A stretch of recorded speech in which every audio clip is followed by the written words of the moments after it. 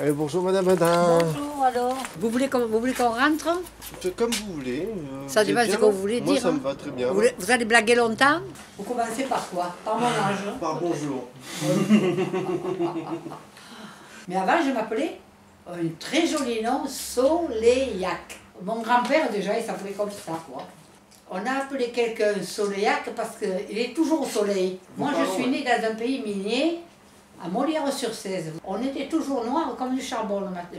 Vous savez, le charbon était extrait à l'extérieur, et ça sortait par les trous de mine. Il y avait des wagonnets pleins de charbon, et nous, on allait à l'école, on passait pas loin de tout ça. Et on arrivait à l'école avec des mains toutes noires. On allait laver à la 16. Les femmes, elles avaient une brouette, et avec la brouette, on menait les petits, je me rappelais ma mère, elle nous menait au bord de la 16, elle lavait le linge, on portait le manger, on faisait sécher le linge sur la grave, le gravillon, et nous on s'amusait dans l'eau. Nous nous sommes mariés comme il faut, à l'église et tout, hein, nous sommes catholiques, hein, mais nous sommes partis. Il avait fait son régiment au Maroc. Quand il était revenu, nous sommes repartis au Maroc, il avait trouvé du travail là-bas. Et je suis partie en forêt, habiter avec lui pendant 3 ans, et j'ai fait 2 enfants, voilà.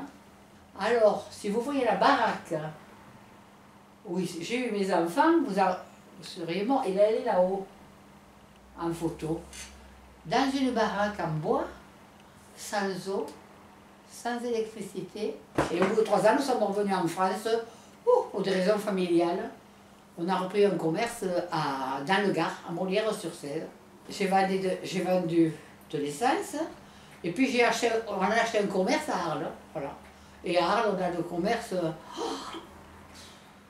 Quand on a pris le magasin, c'était un magasin qui faisait des appareils de chauffage d'abord. Et puis nous, on était jeunes, on nous a proposé des machines à laver, on nous a proposé des frigos. Après, quand ça a commencé à arriver, nous sommes arrivés en 53 par là, oui 53. Les gens sortaient de la guerre, dans leur maison, ils n'avaient plus rien. Le frigo, ça existait à peine.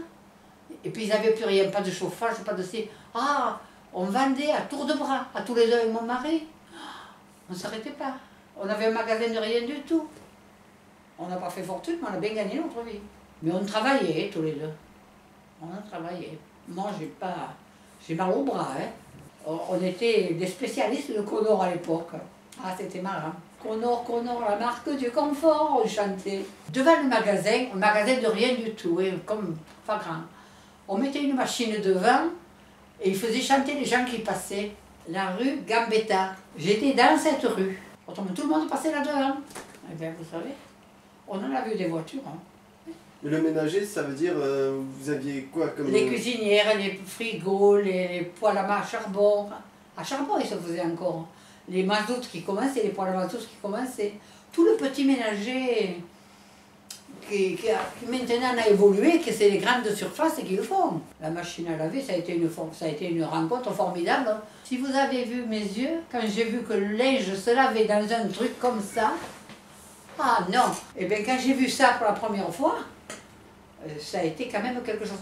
Les frigos, par contre, ça a été moins, comment je vous dirais, moins surprenant, parce que déjà on achetait les glaces. Alors la machine, après ça, ils ont fait des soreuses à côté, puis ils ont fait la machine avec un panier, quand on sortait le linge, on les sorait d'un côté, puis la machine totale.